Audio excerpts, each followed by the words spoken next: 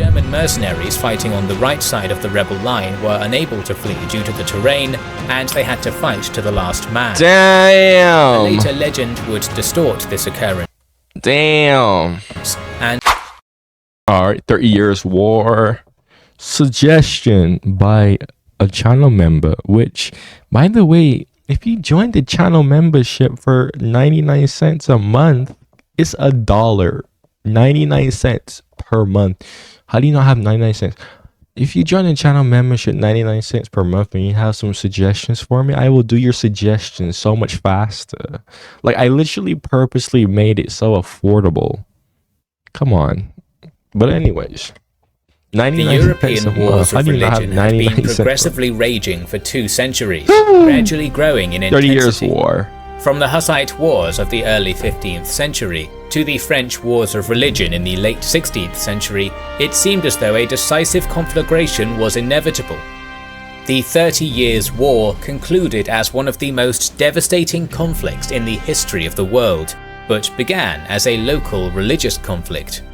By its end, Europe, its religion and its borders had been forever changed, and upwards of 8 million people had perished. Whoa, 8 million. Yeah, this is the war that basically turned everybody off from religion somewhat. It was because of this war that people started to raise their eyebrows at the whole religion thing, which I think is absolutely dumb. To be honest with you, like, I get it, it was brutal, and it shouldn't have gotten like that. However, had the 30 Years War not happened, we would be a lot more religious as a society today, to be honest. But this war was basically what set the lighting on the candle, and now Europe is slowly becoming less and less Christian. Disgusting, to be honest, in my personal opinion, but whatever. What is the story of this cataclysmic conflict, and how did it begin?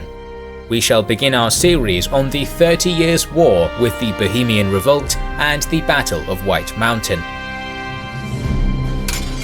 The first Bohemian unrest against Catholic rule, the Hussite Revolt, concluded in 1434 at the Battle of Lipany, delaying the Reformation for a century. In 1516, a Dominican friar came to the Holy Roman Empire city of Wittenberg in order to sell indulgences, material ways to reduce the amount of punishment one had to undergo due to their sins. In the late Middle Ages, this practice had become corrupt and commercialized. A German theologian, monk and priest, Martin Luther, objected, and famously nailed his 95 Theses to the Wittenberg church.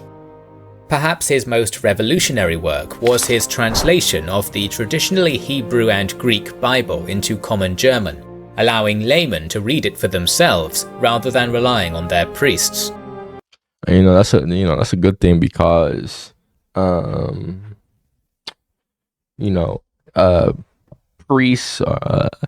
priests can be very bad. They can be very bad at interpreting the Bible. I see a lot of atheist people, right? They always misinterpret. Like, they always find a preacher of the Bible that misinterpret something from the Bible, and they'll be like, "Ah, ha, ha, I got you now," as an aha moment, right? And they'll be like, "Aha, see, you're wrong. So that means that the Bible is wrong." Like, no, that's not how that works. It's just that he misinterpreted it. You go and find somebody else who actually knows how to interpret the Bible better. And, there's this one chick that I used to talk to. If you watch my content, you probably hear me say here and there that, there's a lot of girls I used to talk to, blah, blah, blah, because I don't really have trouble with attractive women, to be honest. I'm not really saying it to brag, but I'm saying that because there's going to be some relevance in future videos of that. But there's this one girl that I used to talk to who was a freaking pantheist. I don't know, I think I talked about her on the channel before, I don't know, but like I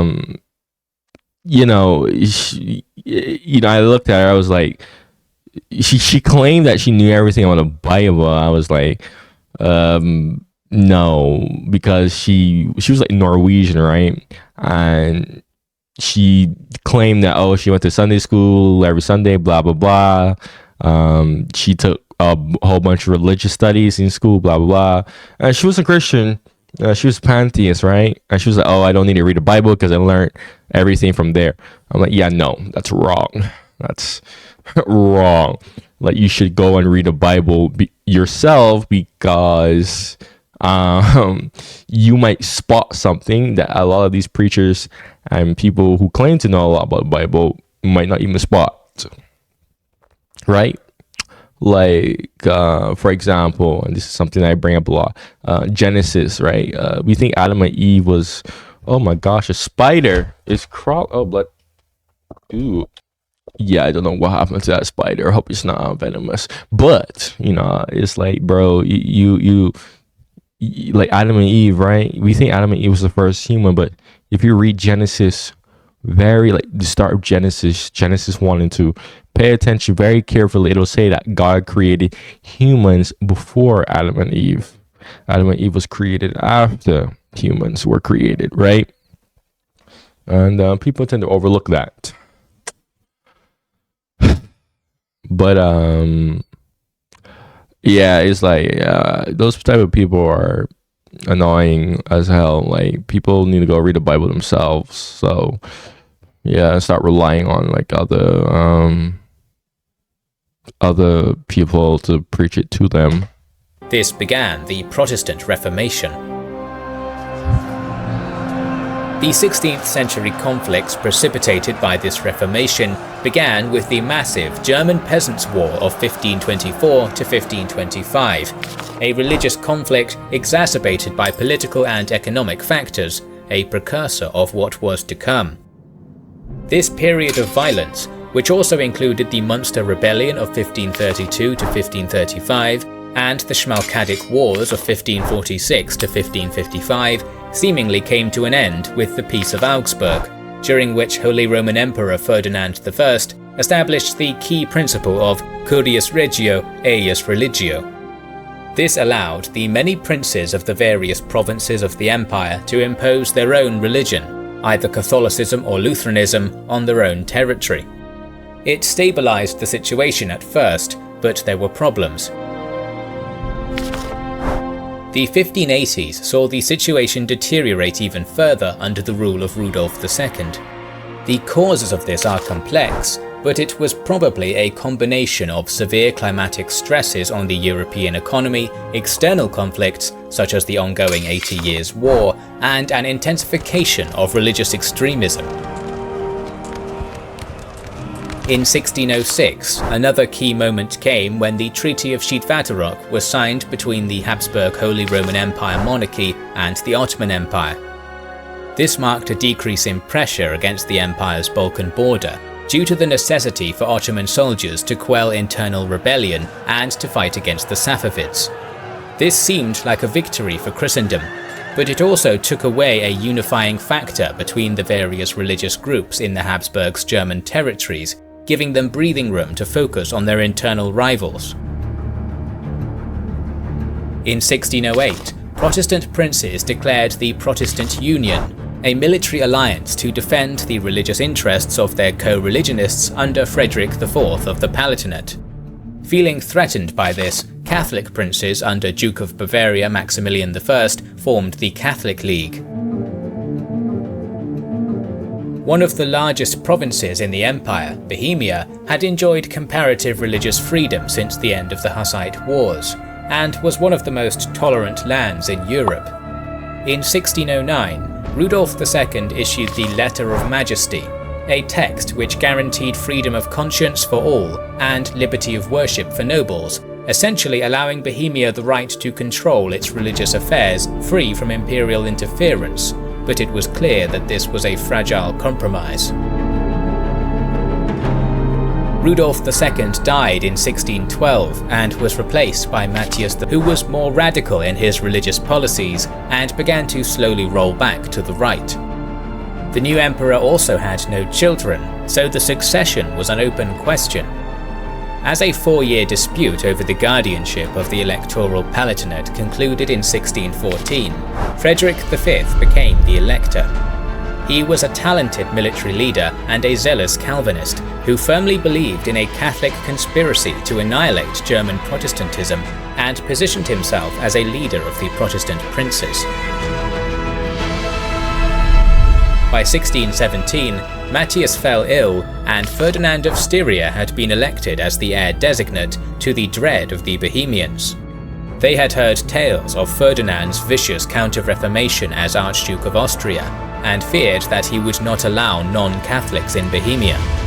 On June 6, 1617, he ascended to the Bohemian throne as Ferdinand II, to the fury of the Protestant Bohemians.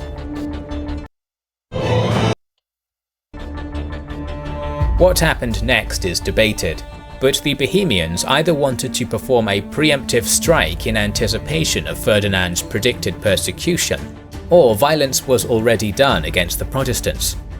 The issue of Habsburg rule over Bohemia was also a key factor. On the 23rd of May 1618, an assembly of Protestants went to the Hradschin, the royal castle, and insisted on seeing the imperial governors.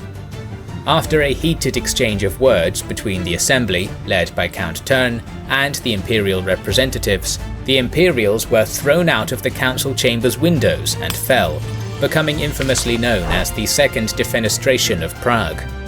This was the trigger for the Bohemian Revolt, and Europe yeah, I remember that. would consequently be embroiled in an apocalyptic conflict for the next 30 Oh my goodness, dude. Freaking thrown out of a window, bro.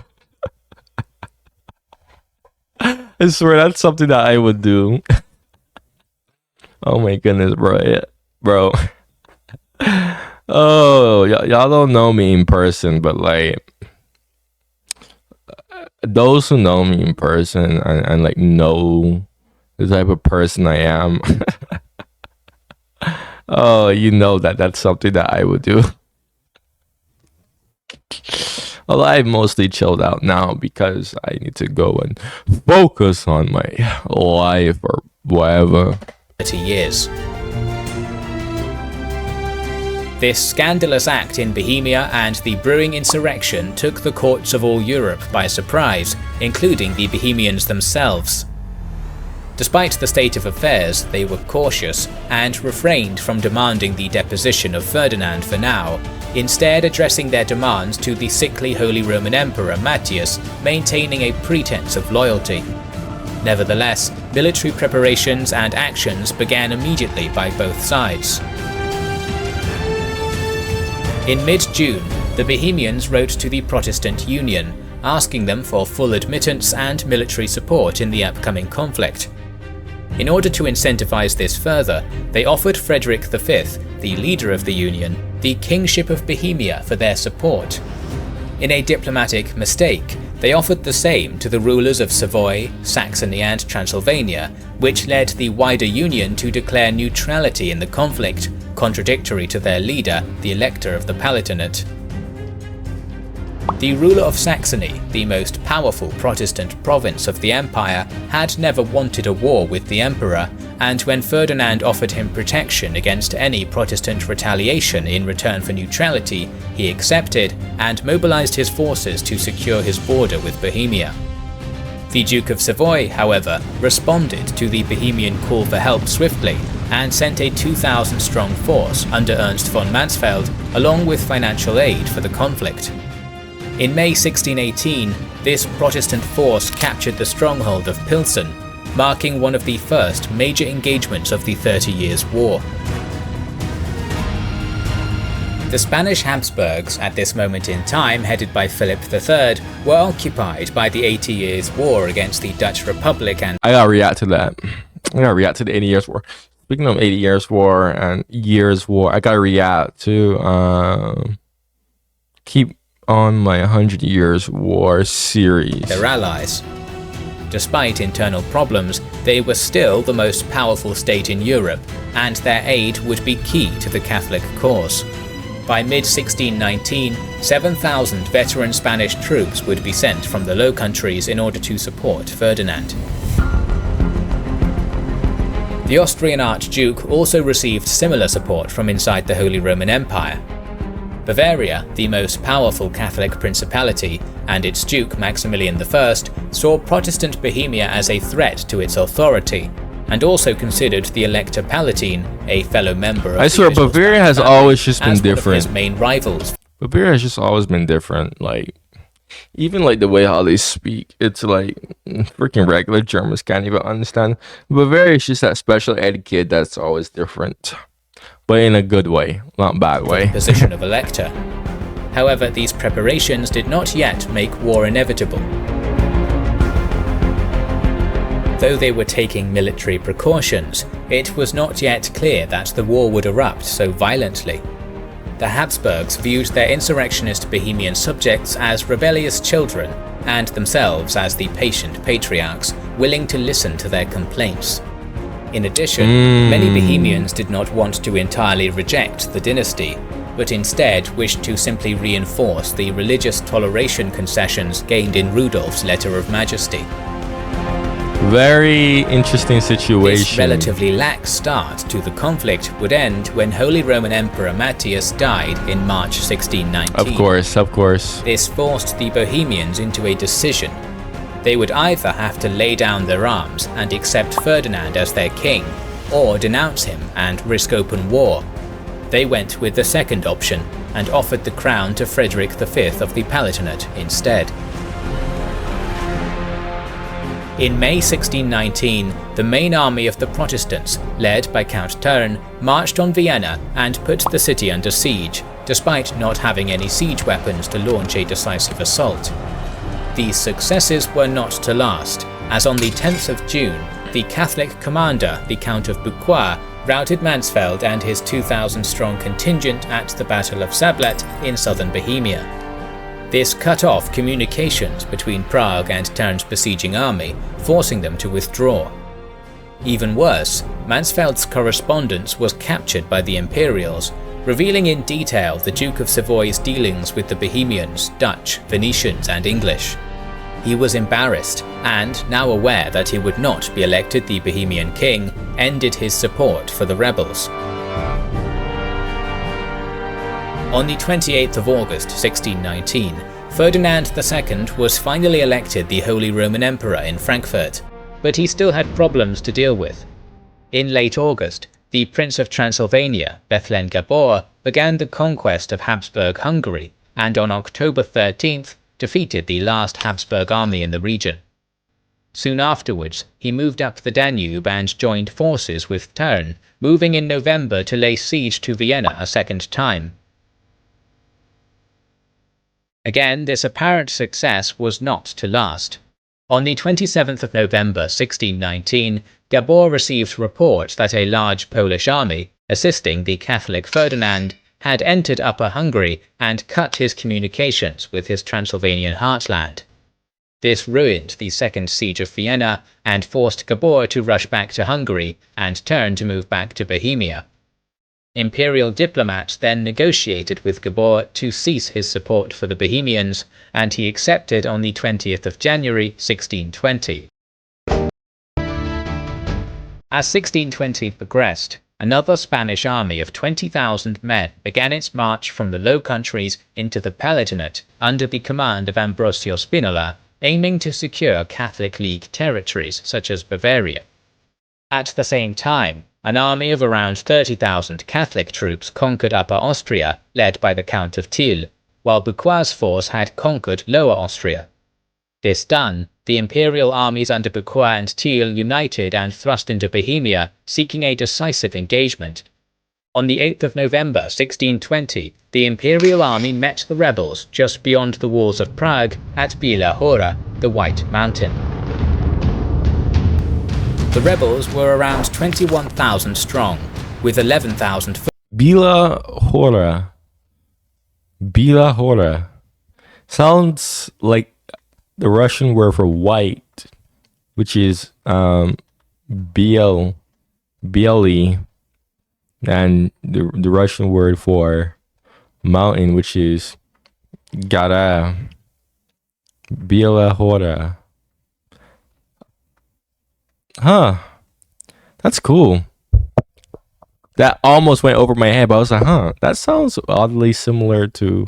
Oh, wait, what? I think he was pronouncing the name in Czech, right?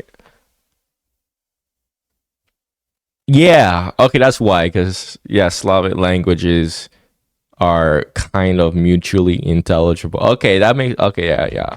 Footmen, 5,000 Harquebusier horse, 5,000 additional Hungarian light cavalry, and 10 cannons. Their army drew up in the Dutch style, constituting 2 lines of battle, with interspersing cavalry squadrons between each battalion of infantry. Half of the Hungarian light cavalry manned the extreme right wing, while the other half functioned as a mobile reserve in the rear. Commanded by Christian of Anhalt, the rebel army set up on the high ground of the White Mountain Ridge, digging trenches in front of their line. Thick bro, you know when his music comes on. On the morning you know when his music comes on, it's about to get good. Secured 2 crossings of a stream 2 kilometers in front of the rebel position. After Ferdinand's army crossed, they began to form up. The Catholic League's forces, commanded by Thiel, set up on the left, while the Imperial army, led by Bucquoy, took up position on the right. 17,000 Habsburg footmen were organized into 10 large blocks, known as tercios, and were comprised mainly of pikemen and musketeers. The Imperial cavalry, meanwhile, consisted of 6 regiments of lightly armed harquebusiers armed with a long harquebus carbine, and 4 regiments of heavily armed cuirassiers wielding wheel-lock pistols and straight swords. Supplementing them were 300 light cavalry from Catholic Poland. The army of Ferdinand II also had 12 cannons in support. The Imperial commanders knew that time was on their side, so they did not have to attack immediately. However, the Duke of Bavaria Max... Bro, it just now hit me. 4 years ago was the 400-year anniversary of the 30 Years' War. 4 years ago, 2020. Insane. That is insane. Maximilian wanted a quick and decisive victory, so they decided to attack. Ever since they had been brought up, the Imperial cannon had been firing uphill without much impact. Why are you firing uphill? At midday, all 12 guns fired That's at so once pointless. to signal the advance. Imperial tercios and cavalry on the less steep right side advanced up the hill, opposed by 2 cavalry regiments under Anhalt's son, Christian the Younger, who wanted to perform an active defence. Meanwhile, Tern's elite infantry division crashed into the Habsburg infantry, who were labouring up the slope. The Bohemian army initially had success in their downhill advance, breaking through the Imperial cuirassier cavalry and into one of their tercios by using their wheel-lock pistols. Pikes clashed and firearms sounded for a while. However, Thiel then sent more cuirassiers and dragoons to the right flank under Bucquoy and drove the rebel cavalry away, rallying the tercios to push forward in the process. Witnessing their horsemen retreating under the pressure, the Bohemian infantry began to follow suit, and the Hungarians in reserve scattered. Meanwhile, the Catholic League's forces advanced up the steeper slope on the left towards the rebel right flank. Due to the unfavourable terrain on this area of the field, the Bohemian contingents manning it managed to halt the advancing League tercios. However, rumours of 300 Polish cavalry having already flanked the rebels spooked the remaining Bohemian units, and they attempted to flee.